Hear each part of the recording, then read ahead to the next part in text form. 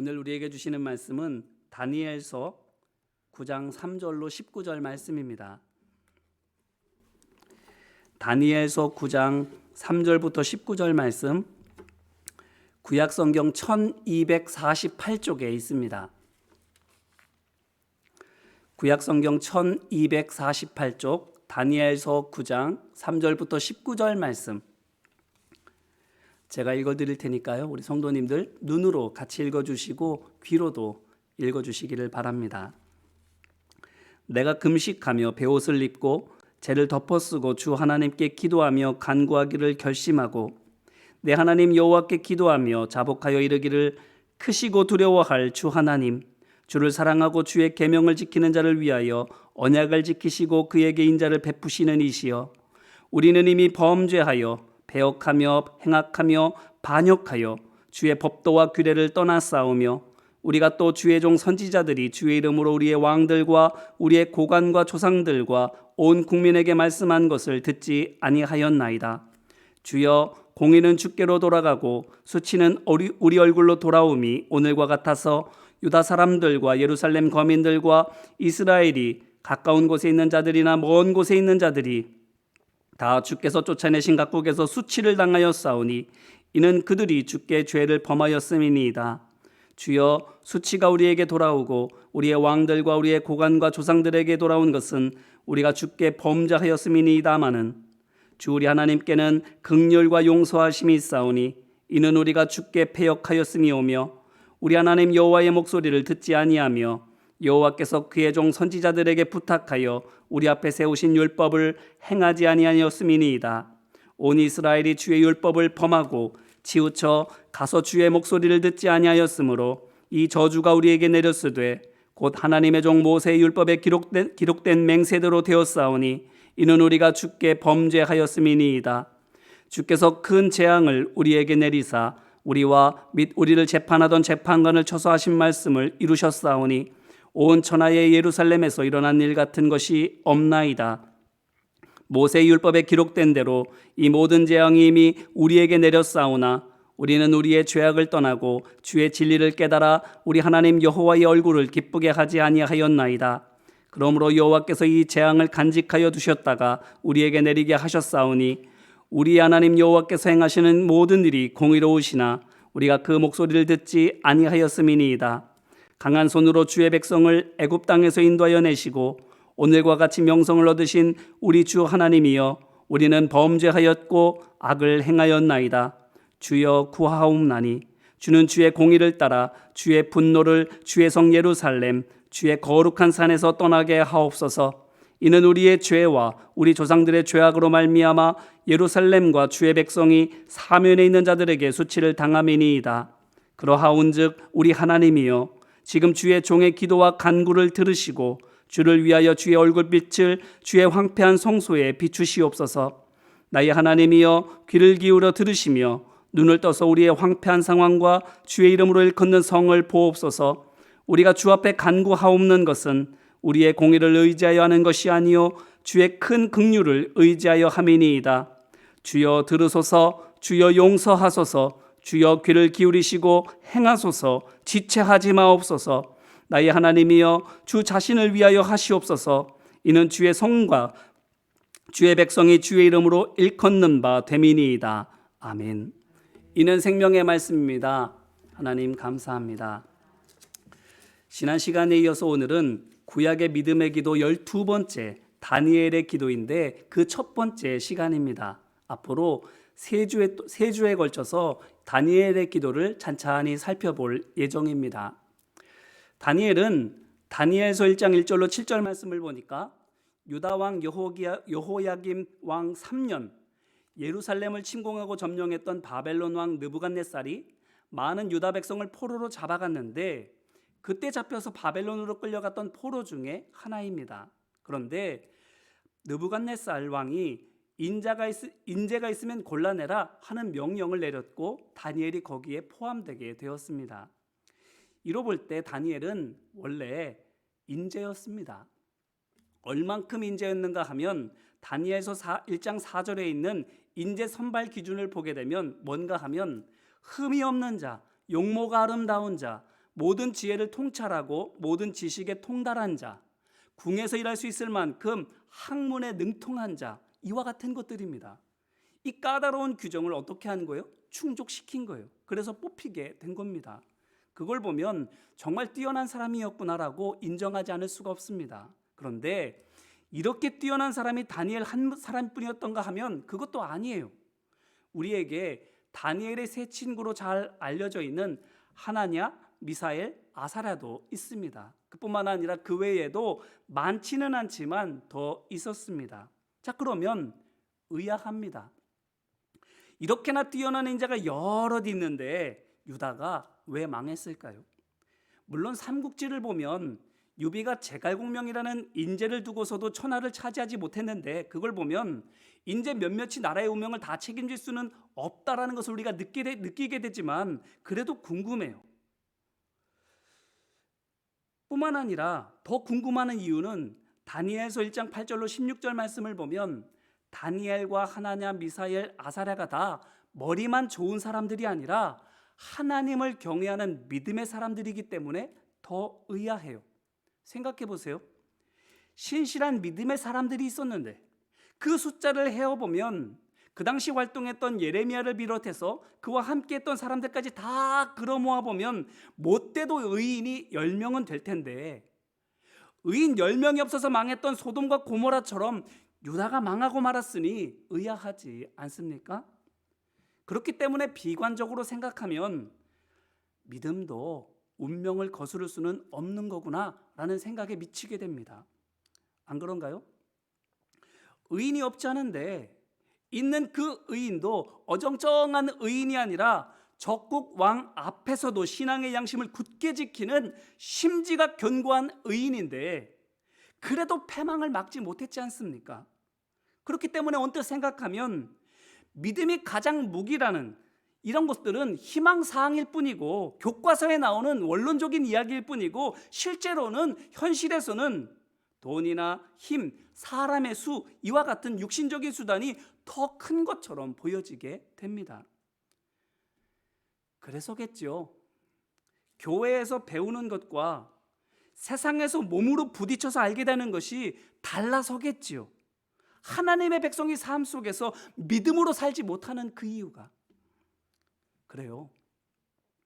믿는 자에게는 능히 하지 못할 일이 없는 이라는 예수님의 말씀을 철석같이 믿고 어떻게든 믿음으로 살려고 하여도 막상 살면서 느끼게 되는 거는 말씀이 전문가의 진단보다 더, 말씀보다 전문가의 진단이 더 정확하다는 것, 의사가 처방해주는 약이 기도보다도 더 효과가 있다는 것, 그런 것들입니다. 그래서 아프면 기도해야지 말하기보다 병원 가야지 이러는 거예요. 문제가 생겼을 때에도 말씀 속에 답이 있다라고 말하기보다 누구누구 찾아가봐, 어떤 책을 읽어봐, 이렇게 이야기하게 되는 거예요. 야고보서 5장 14절에서는 병든 자가 있으면 교회의 장로들을 청하고 그들은 주의 이름으로 기름을 바르며 그를 위하여 기도하라고, 믿음으로 기도하면 병든 자가 구원받을 거라고, 나을 거라고 말하고 있는데 어때요? 기도해도 낫지 않을 때가 너무나도 많잖아요. 그러니까 처음 몇 번은 기도를 하다가도, 기도하자고 말하다가도 나중에는 기도는 의뢰 하는 거지 이렇게 말하게 되고, 심지어 의사에게 가봐, 누가 참 약을 참 좋은 걸 준다더라 이렇게 말하게 되는 거예요. 그렇게 우리의 실생활에서 믿음은 돈보다도 약하고 약보다도 효과적이지 못할 때가 많이 있습니다. 그런데 보세요. 그럼에도 불구하고 이 나라를 지켜주옵소서라고 믿음으로 하나님께 간절히 기도해도 나라가 정복되고 자기들은 포로가 됐음에도 불구하고 다니엘, 그의 세 친구들 어떻게 합니까? 그래도 믿음을 지키려고 듭니다. 그래도 하나님을 신뢰하는 거예요. 어째서일까요? 이 머리 좋고 계산 빠른 사람들이 어째서 바벨론 제국이라는 능력이 입증된 새 방법을 붙들지 않고 여전히 하나님이라고 하는 이미 틀린 게 증명된 방법을 고수하려고 드는 걸까요? 그거를 흥미롭게도 우리는 다니엘이라는 이름 속에서 발견할 수 있습니다. 다니엘이라는 이름은 하나님께서 재판관이시다라는 뜻이에요. 그 말인즉슨 다니엘이 어떤 것을 보여주는 것입니까? 다니엘은 하나님께서 모든 의와 죄를 감찰해 보시는 분이라고 믿는 사람이라는 것을 말해주는 거예요. 겉으로 드러나 보이는 것이 다가 아니라는 것을 믿는 사람입니다. 세상의 역사 그 이면에 역사의 주관자 되시는 하나님께서 계시다라는 사실을 믿는 사람입니다. 이게 다니엘의 믿음이에요. 자, 그렇다면 이해가 됩니다. 이 다니엘이 바벨론의 막강한 힘을 보고서도 하나님에 대한 신뢰를 저버리지 않는 그 이유가 무엇인지를 알게 되는 거예요. 하나님이 그 힘보다도 더 크신 분이라는 것을 다니엘이 믿고 있음을 말해 주는 겁니다. 이거는 어떤 특별한 믿음이 아니에요. 다니엘이 처음으로 가졌던 믿음도 아닙니다. 아브라함 때부터 믿음의 사람이라면 다 믿어왔던 그런 믿음이에요. 그런데도 나라가 망했는데, 자, 그렇다면 거기에 어떤 하나님의 뜻이 있지 않을까요? 망하지 않아야 되는 건데, 망할 수가 없는 건데, 그럼에도 망했다면 다니엘 같은 의인이 있음에도 불구하고 하나님께서 유다를 멸망시키셨다면 거기에 어떤 분명한 이유가 있지 않겠습니까? 다니엘서 1장 17절로 21절 말씀을 보니까 알겠어요. 다니엘서 1장 17절로 21절 말씀이 뭘 말하고 있는가 하면, 먼저 17절 말씀을 읽어드릴게요. 잘 들어보세요. 하나님이 이 네 소년에게 학문을 주시고 모든 서적을 깨닫게 하시고 지혜를 주셨으니 다니엘은 또 모든 환상과 꿈을 깨달아 알더라. 아멘. 보세요. 신앙 양심에 따라서 다니엘과 세 친구가 왕의 사내짐이 대신에 물과 채소만을 먹었습니다. 그런데 어떻게 된 거예요? 하나님께로부터 학문을 깨우쳐하는 모든 지식과 그 속에서 하늘의 이치를 깨닫는 지혜를 받았습니다. 그래서 선발된 여러 인재들과 함께 왕 앞에 서게 되었을 때에 거기 있는 인재들은 말할 것도 없고 바벨론에 있는 모든 인재들보다도 10배나 뛰어나다라는 평가를, 인정을 받게 됐어요. 자, 이게 무엇을 보여줍니까? 이전에는 하나님께로부터 그들이 지식과 지혜를 받기 전에는 다니엘과 그의 세 친구가 이만큼이나 뛰어난 사람들은 아니었다라는 것을 보여주는 거예요. 인재 선발 기준에는 충족했는데 모든 사람들 위에 뛰어날 만큼 그 정도는 되지는 못했다라는 거예요. 1등은 아니었다라는 거예요.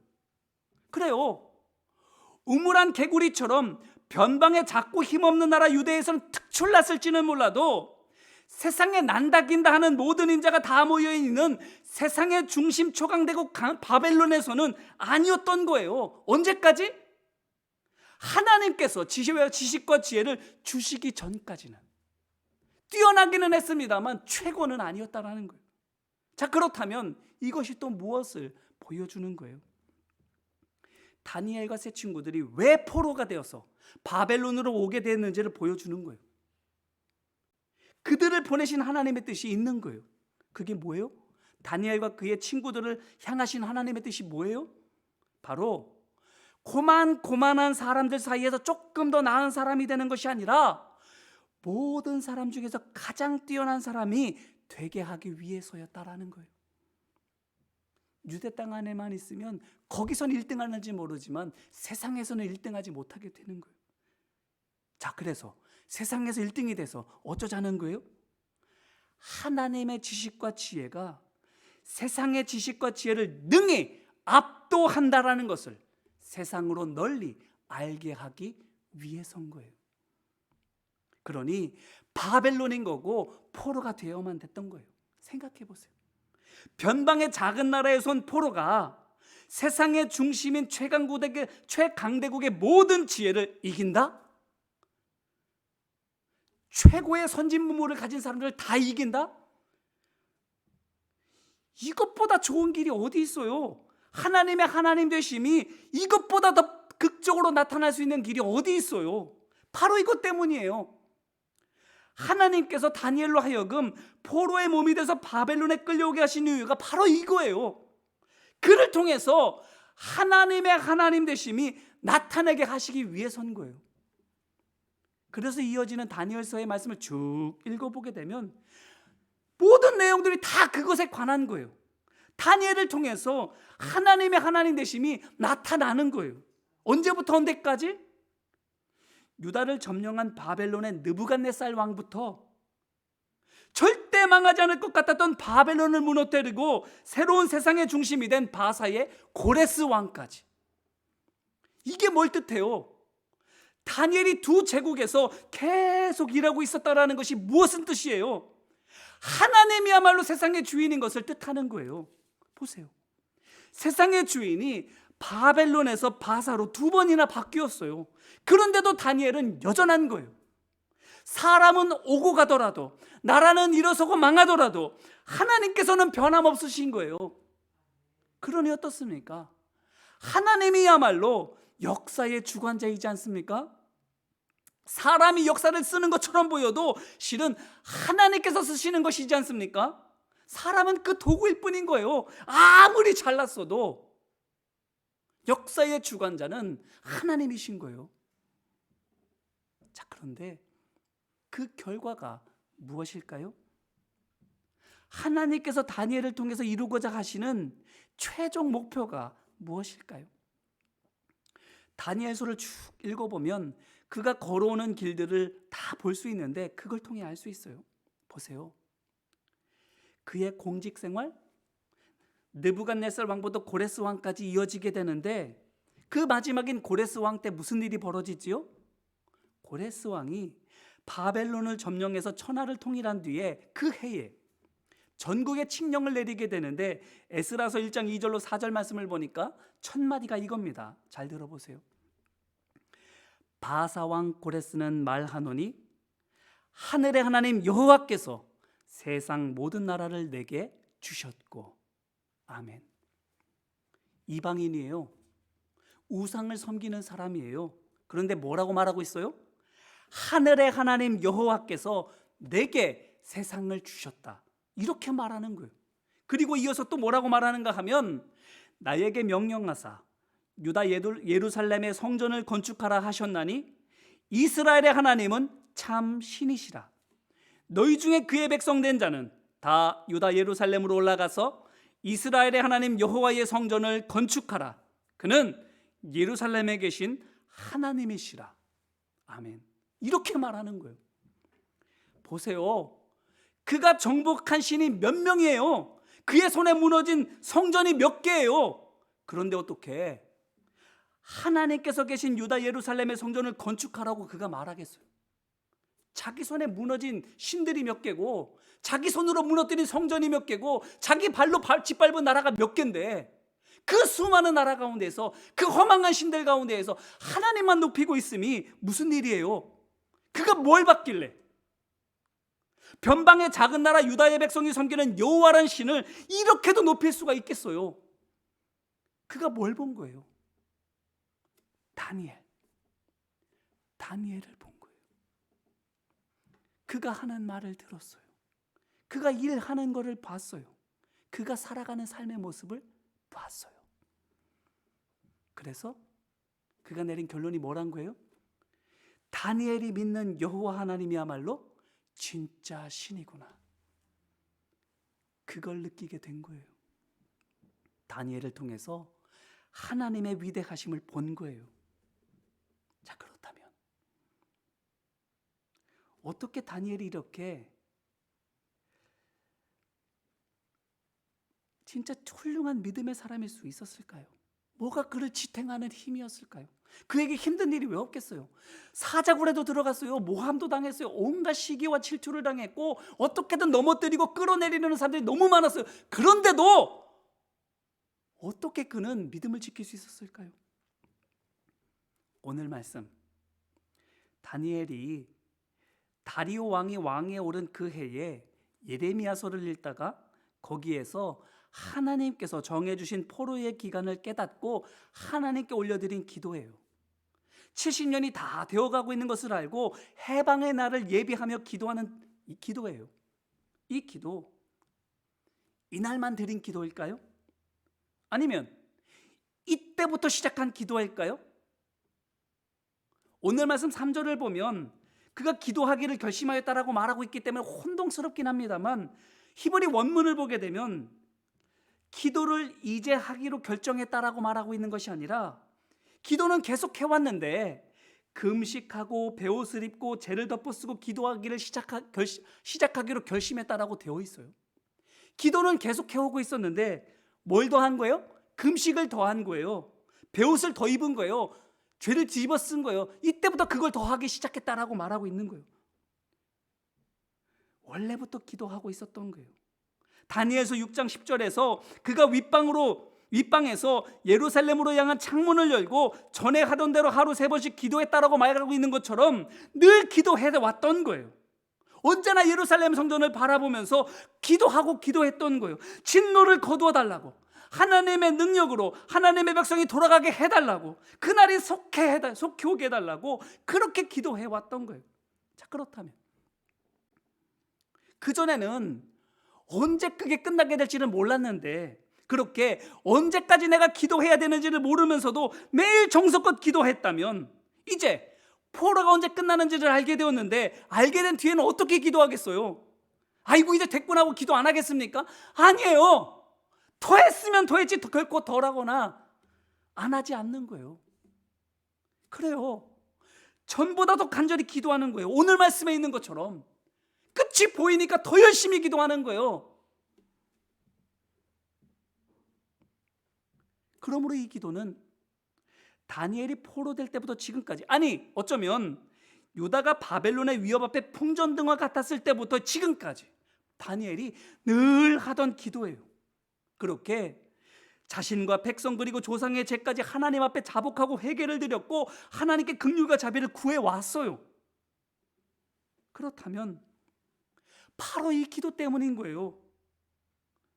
바벨론 군대가 예루살렘 성 안에 들이닥쳐서 닥치는 대로 주민들을 죽이고 있을 때 다니엘이 그들에게 죽임당하지 않고 사로잡혀서 포로된 것이, 그리고 바벨론에 끌려가서 노예로 그렇게 사는 것이 아니라 인재 선발 시험에 합격되게 된 것이, 그래서 세상의 주인이 바뀌고 역사의 흐름이 달라져도 왕과 백성 모두에게 꼭 필요한 사람으로 인정받아서 이렇게 살아가게 된 것, 다 이 기도에서 시작되는 거예요. 이때를 위해서 하나님께서 찾고 계셨던 거예요. 백성을 위해서 올 사람을, 말씀 앞에 정직하게 살아가는 사람을, 세상의 방법이 아니라 믿음으로 살 사람을 하나님께서 찾으셨는데, 찾으신 사람이 누군 거예요? 다니엘인 거예요. 백성을 위해 울고 있는 사람, 세상의 것들이 아니라 하나님 말씀만 정직하게 따라가는 사람, 여러 환경과 조건 가운데에서도 어떤 압박과 어떤 방해 속에서도 올곧게 세상의 방법이 아니라 하나님 방법으로 살아갈 사람, 그 사람을 찾으셨는데 그게 다니엘이 있던 거예요. 그렇게 하나님께서 다니엘을 택하셔서 포로의 몸으로 바벨론에 가게 하시고, 거기에서 천하의 주인이 바뀌어도 사랑받고 인정받는 사람 되게 하셔서 결국 그 모습에 감명받은 고레스 왕을 통해서 유다를 해방하는 칙령이 반포되게 하신 거예요. 이 모든 역사의 이야기들, 이 모든 역사의 줄거리들 하나님의 역사였고, 그 바탕에 뭐가 있는 거예요? 다니엘의 믿음, 다니엘의 기도가 있었던 거예요. 이제 이 말씀으로 우리 자신을 돌아보기를 바라요. 우리는 누구인가요? 매일매일 삶 속에서 우리는 어떤 모습으로 살아가고 있나요? 정말 내 사랑하는 가족들, 하나님 말씀 떠난 자들, 저들은 죄인이라고 판단하고 정죄하는 것이 아니라 그들을 위해서 울어주고 있습니까? 어떤 시련 가운데에도 하나님 말씀 앞에 정직하게 서려고 노력하고 있습니까? 환경이나 사람을 탓하지 않고 믿음으로 살아가라고 애쓰고 있습니까? 그렇다면 하나님께서 믿음의 사람 다니엘을 통해서 하나님의 하나님 되심을 세상의 중심에서 드러내 보이셨던 것처럼 우리를 통해서 하나님께서 하나님 되심을 보여주실 줄로 믿습니다. 우리를 들어 사용하여 주실 줄로 믿습니다. 어떤 자리에서든 어떤 모습으로든 조금 더 나은 사람이 되게 해서 하나님의 영광을 드러내 보이는 것이 아니라 범접할 수 없는 탁월한 사람이 되게 하셔서 우리로 하여금 사람들에게 인정받게 해주실 줄로 믿습니다. 그 가장 좋은 게 뭐예요? 십자가 사랑 아니겠어요? 예수님의 십자가 사랑대로 살아보세요. 어느 남편이 어느 아내가 감명받지 않은 사람이 없고 어떤 형제가 어떤 자녀가 인정하지 못할 게 어디 있어요? 예수님의 십자가 사랑 앞에는 모든 사람이 무릎 꿇게 되어 있는 거예요. 그렇기 때문에 우리가 주님의 사랑으로 하나님의 말씀으로 살아가게 되면 다니엘과 같이 되지 않을래야 않을 수가 없는 거예요.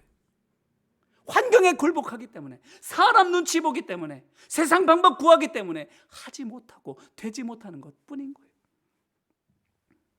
그러므로 바라기는 어떤 상황 가운데에도 믿음 잃지 마시기를 주님의 이름으로 기원합니다.